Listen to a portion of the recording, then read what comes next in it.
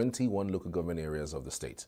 This is coming in face of the persistent calls and demand by civil. The letter at plenary on Wednesday referred it to the chairman screening committee, who is also the deputy speaker, Chukwuma Okoye, for further legislative action. The Inspector General of Police, Kayode Egbetokun, has condemned in the strongest terms the recent outbreak of violence and subsequent breakdown of law and order at various local government council secretariats in Rivers State. Supporters of the two political factions had clashed over the tenure of local government council chairman, which unfortunately led to the tragic death of a police officer, Inspector David Mbada, and Samuel Nwigwe, a vigilante member at Eberi Omoma in Omoma local government area. According to the Force Public Relations Officer ACP Olumuyiwa Adejobi, the IGP has directed the Commissioner of Police in Rivers State, Olatunji Jisu, to heighten security measures across the state to prevent further violence and to institute thorough investigations into the killing of the police officer and the vigilante operative. Adejobi noted that the IG has also deployed operatives of the Force Intelligence Response Team to assist the Rivers State Command in apprehending the killers of the police officer and the vigilante member. In response to these heinous acts, the Inspector General of Police has directed the Commissioner of Police in Rivers State, CP Olatunji Jisu, to heighten security measures across the state and institute thorough investigations into the killing of the police officer and the vigilante operative, as well as the general violence which erupted in the state. The Inspector General of Police has specifically deployed operatives of the Force Intelligence Response Team, IRT, to assist the Rivers State Command in apprehending the killers of the police officer and the vigilante member. The IGP seriously warns individuals and groups of people who have a penchant for senseless attacks and mindless killings of police officers and other security operatives across the country to desist forthwith, as the fullest force of the law will be meted on them. The Abia State government has approved the payment of bursary to 271 state-sponsored students in the various law schools across the country. The State Commissioner for Information and Culture, Oke Kanu, made this known during a press briefing on the outcome of the State Executive Council meeting at the Government House, Umuahia. He said the government, through its untiring efforts, had secured accreditation for 18 courses for Abia University, Uturu, as part of efforts to ensure that the education sector turns out better. And meanwhile, some stakeholders have called for the amendment of the Petroleum Industry Act to abolish Section 257, which criminalized an entire community when an oil facility is tampered with by any hoodlum within the area.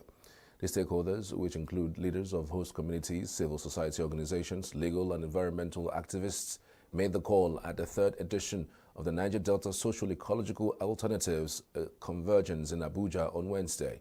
The conference, which was organized by the Health of Mother Earth Foundation, also demanded justice for people of the region for the many years of environmental degradation by oil companies.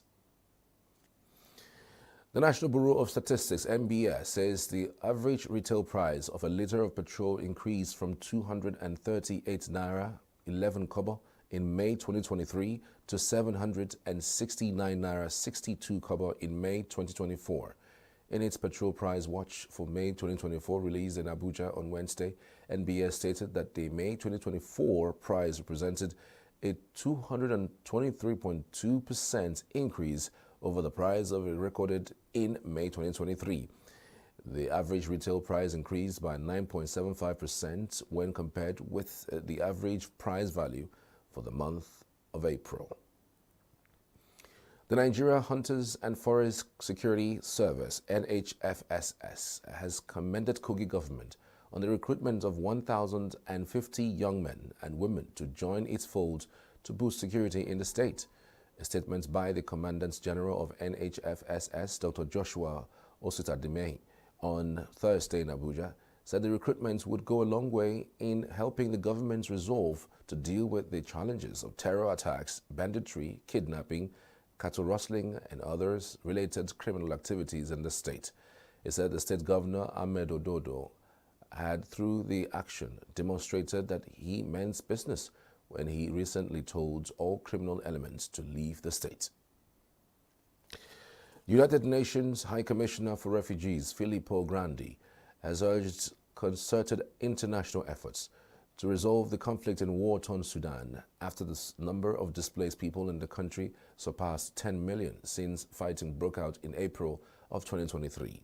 According to the latest data from the UN Agency International Organization for Migration, in June, more than 10 million people have been displaced due to the persistent conflict in this northeastern African country, with over 2 million fleeing to neighboring countries such as Chad, South Sudan, and Egypt.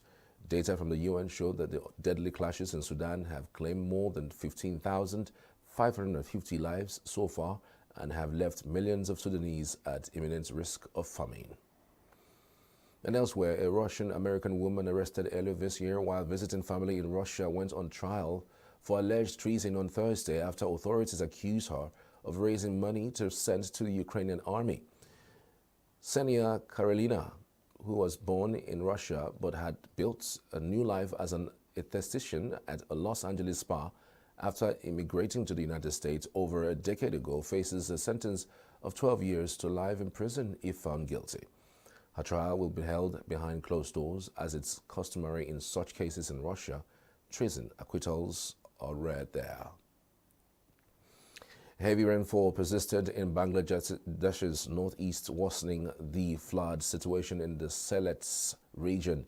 People in Sylhet city were seen wading through knee-deep water as thousands of houses were inundated, with one local resident describing the conditions as pathetic. The United News of Bangladesh, UNB, news agency, citing Sylhet district administration officials, said over 800,000 people were affected by the floods on Wednesday. The Bangladesh Meteorological Department said heavy rainfall would persist around Sylhet on Friday and warned of landslides around hilly areas in the region.